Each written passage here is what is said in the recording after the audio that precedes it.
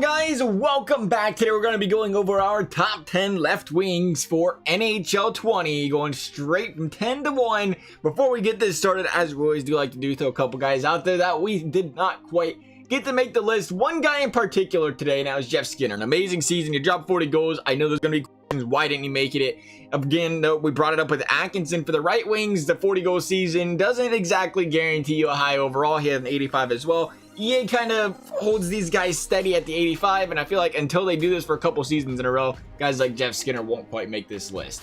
Coming in at number 10, though, is Alex DeBrincat. The man had an amazing second year of his career, netting 41 goals. Obviously not a fluke of a task, but I won't put this as easily as I can. DeBrincat will 110% be a victim of the young guy with only one good season under his belt when it comes to these ratings being released this year. I mean, who was the biggest snub for Team of the Year and how again this year? Exactly. DeBrincat has a very bright future ahead of him, and I can't wait to see what he does. But for now, he's got to climb that mountain, and he's going to start at an 85 overall. Number 9 is Matthew Tkachuk. Now, Tkachuk, much like DeBrincat, had that first big breakout season, dropping 34 goals, 43 apples this season. I do like Tkachuk's chances of making the top 10 better than DeBrincat's, though, because he does bring that physicality to the table. It's no secret the man likes to lay the body. That helps some of the physical stats bump his overall a bit, and I do believe he comes in with an 85 overall. Number 8 is Gabriel Landeskog. 75 points on 73 games this season. There will always be that question of how many of them points came due to who he was playing with, but one thing that is for certain, he is a great power forward in this league, and he has consistently cracked the top 10 left wings list over the years.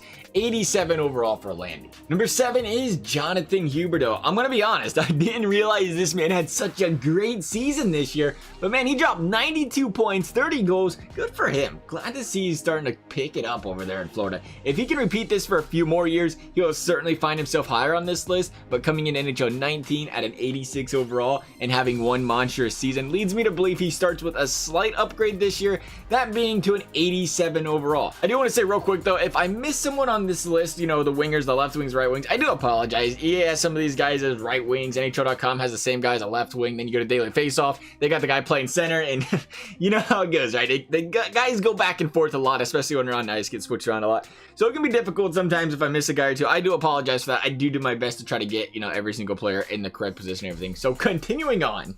Number 6 is Jamie Benn, and since we're getting the apologies out of the way, Dallas, I just want to apologize. I have this special ability to draft players in fantasy hockey and absolutely ruin their career. This year, my first 2 picks were Jamie Benn and Patrick Laine, and in a year where half the league had a point per game, they both struggled to crack 50. So I apologize. I won't do that to you guys again, but fortunately for Ben, EA rarely ever gives a guy a big downgrade for having one bad season, especially when it's one like Jamie Benn, who's been atop the left wing charts for years now. So we're going to say Jamie Benn goes from that 90 overall he started NHL 19 with down to about an 89 next year, I think. Number 5 is Artemi Panarin. Panarin in his last 2 seasons with the Blue Jackets has been a point per game player on the team and has all but shut down the doubters that have said this guy was only as good as he was because he was on a line with Patrick Kane. Matter of fact, his 2 seasons in Columbus were actually better than those in Chicago. Nonetheless, all great seasons and the hottest forward in the free agent market this offseason for a good reason. Panarin with the 89 overall.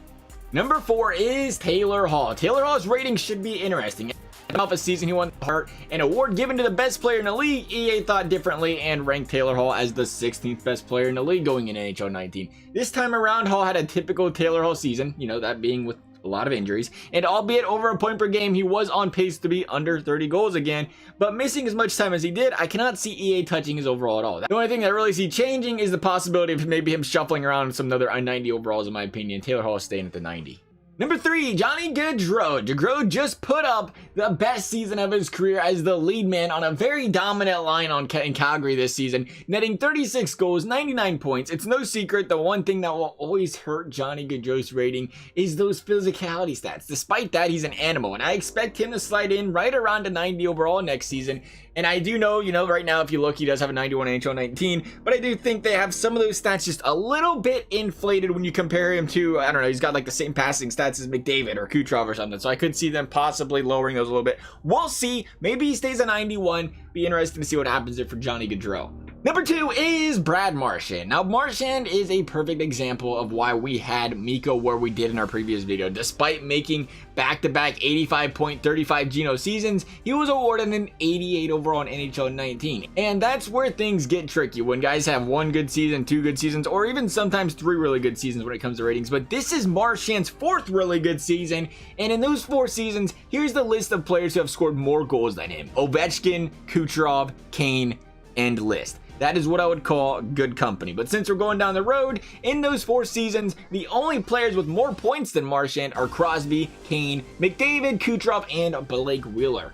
Now, Marchand just doesn't bring the punch, the slew foots, and licks to the league anymore, but he brings the top of the league offensive production as well. His combination of physical play and offensive ability is what I think pushes him to the top of the list here, and we're going to go bold, and we're going to hit him with that 91 overall going in NHL 20. Coming in at number 1, did we expect anything less? Alex Ovechkin, Ovi, age 33, still doing Ovi-like things, aka scoring 51 goals in 1 season. He's been the top left wing in EA Sports games for years now, and there's zero chance he doesn't walk in as a top-rated left wing again next season. His efforts got him a 92 last season, and pending some sort of overall format change going into next year, Ovi will once again be a 92 next year.